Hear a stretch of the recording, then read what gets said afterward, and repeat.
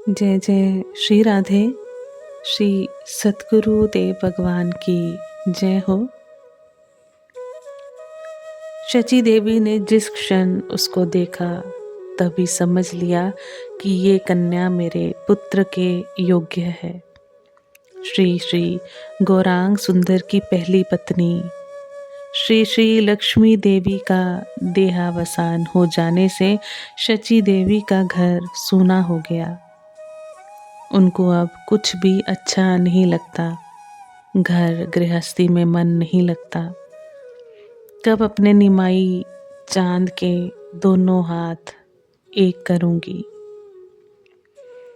इसी चिंता में शची देवी सदा व्याकुल रहती। पुत्र की अवस्था कम है, कोई अभिभावक नहीं है, इसके अतिरिक्त संसार में कोई आसक्ति नहीं है।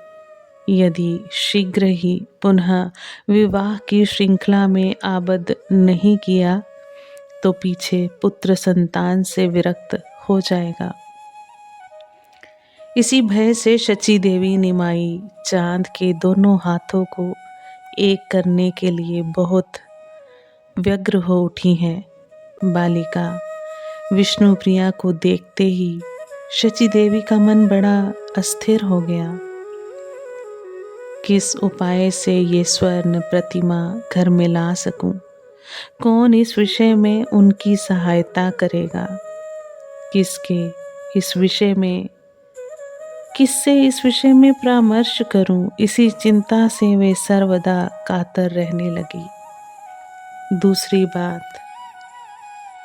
दूसरे विषय उनके मन में टिकते ही नहीं। बालिका विष्णुप्रिया दशम से एकादश वर्ष में पदार्पण कर चुकी हैं। श्री निमाई चांद की अवस्था उस समय न्यूनाधिक 20 वर्ष की थी।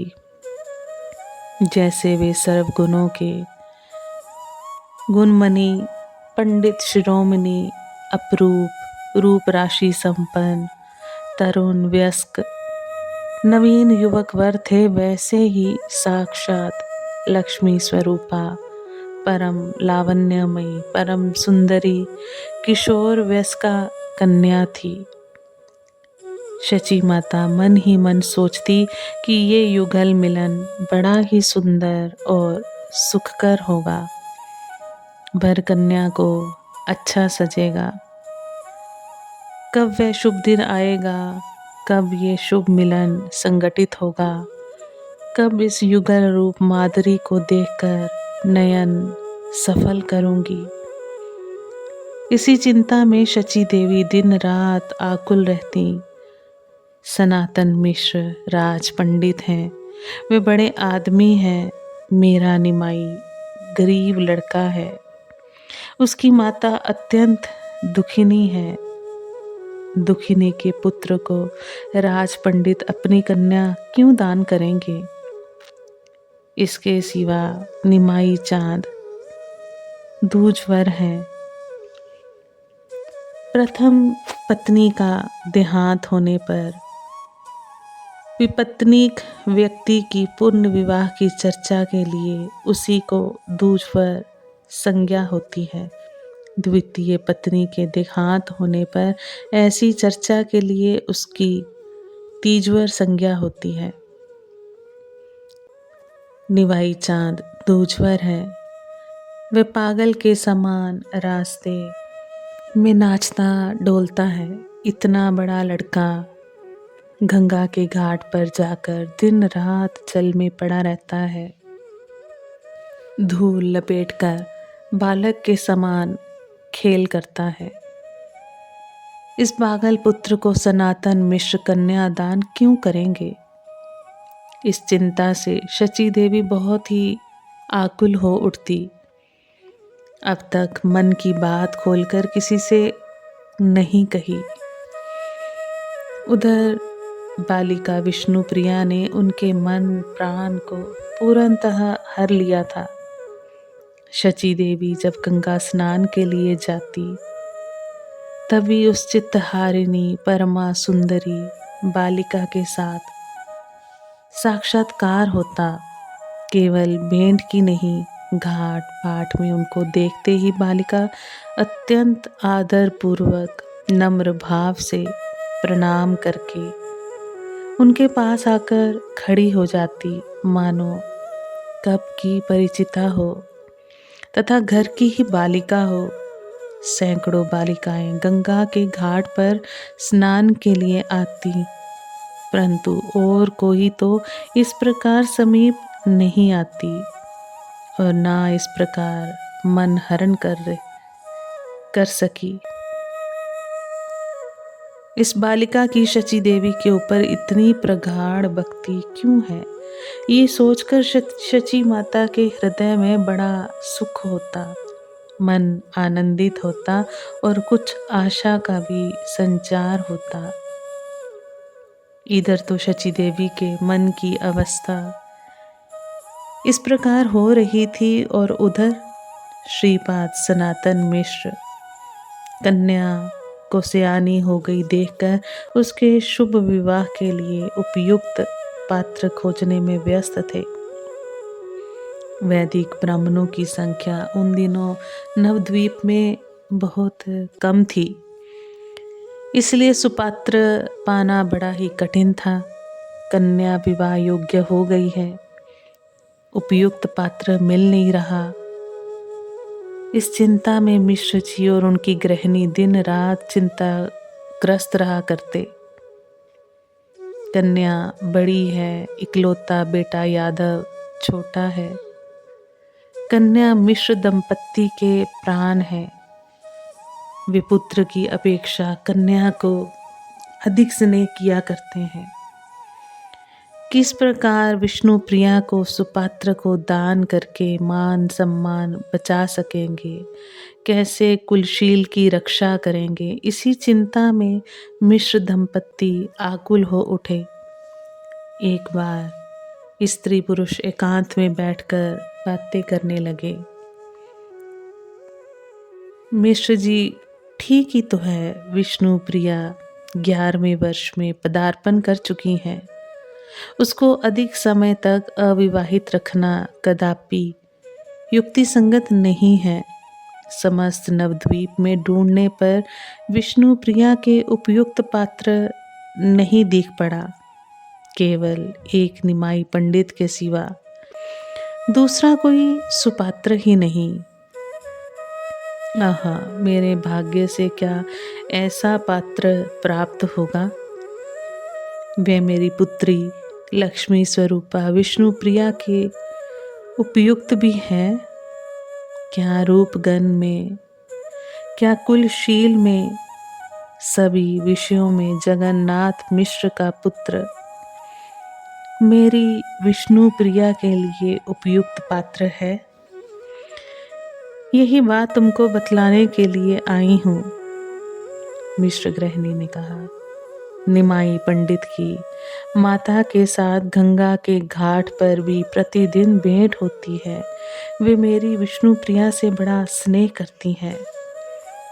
देखते ही उसका मुंह पकड़कर प्यार करती है और विष्णु प्रिया भी न जाने क्यों उस वृद्धा को देखते ही मन बड़ी आनंदित होती है।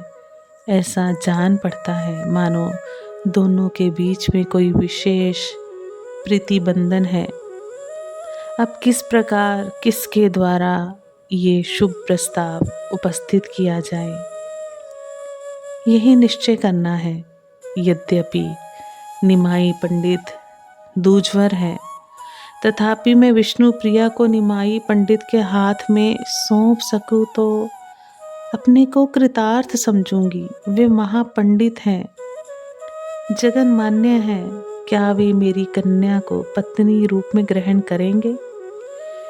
मिश्र जी ने कहा, मेरे विचार से तो तुम बात में पहले से शुभ प्रस्ताव जगन्नाथ गृहिणी शची देवी के सामने उपस्थित करो। इसमें देर ना हो। सुनते हैं निमाई पंडित बड़े ही मातृभक्त हैं। माता के विचार का वे कदापि उल्लंघन नहीं करेंगे। कल ही गंगा के किनारे स्नान के समय ये शुभ प्रस्ताव तुम स्वयं रखना। इसमें कोई हर्ज नहीं है। मिश्र गृहिणी ने कहा, यदि शची देवी अस्वीकार कर दे तो? मिश्र जी बोले, उसमें हानि क्या है? उपयुक्त अनोड़ा कन्या जिसके घर में हो, उसका मान अपमान का भय करने से काम नहीं चलता। एक बार शची देवी के मन का भाव जान लेने पर मैं काशीनाथ घटक के द्वारा सारी बात ठीक कर लूंगा। मिश्र गृहिणी ने कहा, अच्छा, ऐसा ही होगा। बंगाल में वर कन्या के संबंध जुटाने वाले को घटक कहते हैं। श्री भगवान की कृपा से मिश्र गृहिणी को अयाचित भाव में शची देवी से ये शुभ प्रस्ताव नहीं करना पड़ा। शची देवी पुत्र के विवाह के लिए बहुत ही व्यग्र थी। सनातन मिश्र की कन्या कहीं हाथ से ना चली जाए, इस भय से उन्होंने काशीनाथ घटक को बुलाकर शुभ विवाह की योजना का भार उनके ऊपर दिया। चैतन्य भागवत में लिखा है, देवात शची देवी ने काशीनाथ पंडित को बुलाकर उनसे कहा, बाबा, मेरी एक बात सुनो। राज पंडित से जाकर कहना कि यदि उनकी इच्छा हो तो मेरे पुत्र को अपनी कन्या दान करें। काशीनाथ पंडित शची देवी के पड़ोसी थे, स्वभाव से अत्यंत ही शांत। विवाह की योजना जुटाना उनका व्यवसाय था। शची देवी उनसे पुत्रवत स्नेह किया करती, बाबा कहकर संबोधन करती। शची देवी के मन के भाव को जानकर वे बोले, माँ, इसके लिए क्या चिंता। इस शुभ कार्य का भार मेरे ऊपर देकर आप निश्चिंत रहें। मैं जैसे भी बन पड़ेगा सनातन मिश्र की कन्या को आपके घर में ला दूंगा। शची देवी बहुत प्रसन्न हुई और काशीनाथ पंडित को संबोधन करके बोली, बाबा देखना, जैसे भी हो ये शुभ कार्य संपन्न हो जाए।